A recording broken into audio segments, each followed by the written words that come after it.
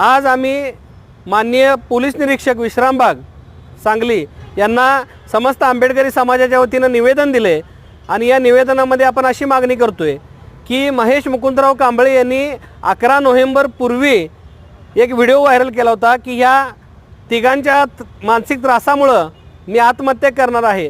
तेव्हा बऱ्याचशा लोकांनी समजूत काढली होती, संजय गांधी पोलीस ठाण्याच्या अधिकाऱ्यांनी समजूत काढली होती आणि त्यानंतर लेखी तक्रार करण्यासंदर्भात यांना सांगितलेलं होतं।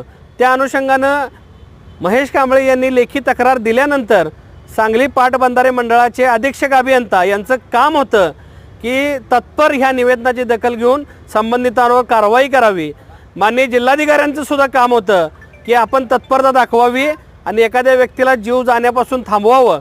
पण ह्या दोन्ही अधीक्षक अभियंता पाटबंधारे मंडळ सांगली आणि जिल्हाधिकारी सांगली ह्या दोघांनी स्वतःच्या कर्तव्यामध्ये कसूर करून निष्क्रियता दाखवलेली आहे।